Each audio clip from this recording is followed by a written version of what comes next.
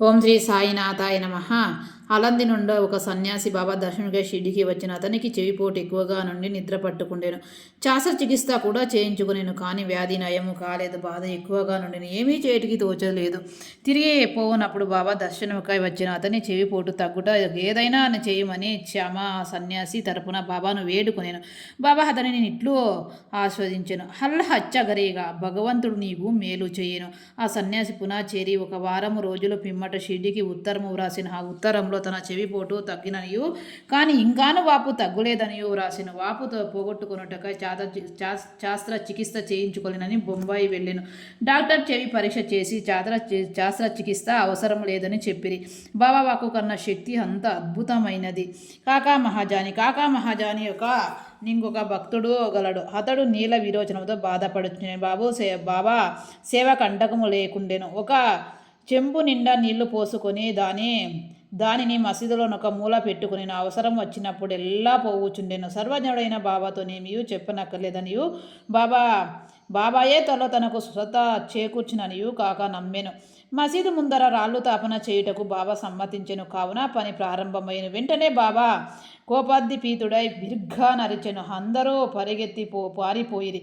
కాకా కూడా పరిగెడ మొదలాడెను. కానీ బాబా అతనిని పట్టుకొని హచ్చట కూర్చొండబెట్టెను. ఈ సందడిలో ఎవరో వేరుశనగ పప్పులతో చిన్న సంచిని హచ్చట విడిచిపోయిరి. బాబా యొక్క పిడికెడు శనగపప్పులు తీసి చేతిలో కలిపి పొట్టను ఊది వేచి శుభ్రమైన పప్పును కాకాకిచ్చి తినమనెను. శుభ్రపరచ తినుట ఒకేసారి జరుగుచుండెను. బాబా కొంత పప్పును తినెను. సంచి ఉత్తది కాగానే నీళ్లు తీసుకుని రమ్మని బాబా కాకాను ఆజ్ఞాపించెను. కాకా కుండలతో నీళ్లు తెచ్చెను. బాబా కొన్ని నీళ్లు త్రాగి కాకాను కూడా త్రాగుమనెను. అప్పుడు బాబా ఇట్లను, నీ నీళ్ల విరోచనములు ఆగిపోయినవి. ఇప్పుడు నీవు రాళ్ళ తాపన చేయి పనిని చేసుకోవచ్చును. అందులో ఆరిపోయిన వారందరూ తిరిగి మసీదు చేరిరి. పని ప్రారంభింపబడిను. విరోచనంలో ఆగిపోవుటచే కాకా కూడా వారితో కలిసెను.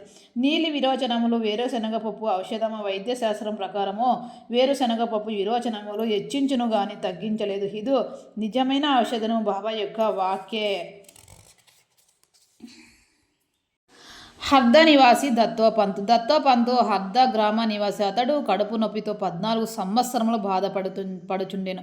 ఏ ఔషధము వానికి గుణము ఇవ్వలేదు. అతడు బాబా కీర్తిని వినెను. వారు జబ్బులను దృష్టి చేతనే బాగు చేసేదరన్న సంగతి తెలుసుకొని షిరిడీకి పోయి బాబా పాదములపై పడిను. బాబా అతనికి ఆ దృష్టితో ఆస్వాదించెను.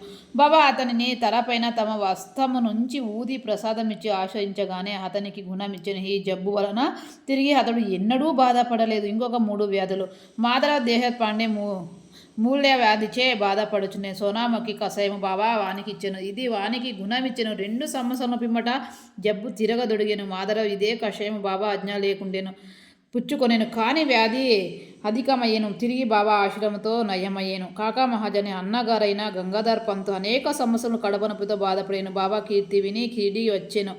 కడుపు నొప్పి బాగు చేయమని బాబాను వేడుకొనేను. బాబా వారిని కడుపును తమ హస్తముతో స్పర్శించి భగవంతుడే బాగు చేయగలడని. అప్పటి నుంచి అతడు కడుపు నొప్పి తగ్గి వ్యాధి పూర్తిగా నయమైను. అప్పుడు నానాసాహెబ్ చంద్రకర్ కడుపు నొప్పి మిగులు బాధపడిను.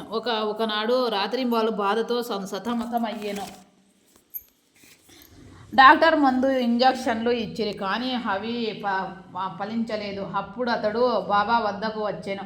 బాబా ఆస్వాదించాను. వెంటనే అతని జబ్బు పూర్తిగా తొలగిపోయాను. ఈ కథలన్నీ నిరూపించినదేమనగా అన్ని వ్యాధులు బాగోగుట అసలైన ఔషధం బాబా యొక్క వాక్కు. ఆశీర్వాదములు మాత్రమే కానీ ఔషధములు కావు.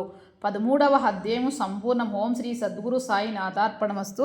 శుభమో భవతు. ధన్యవాదములు.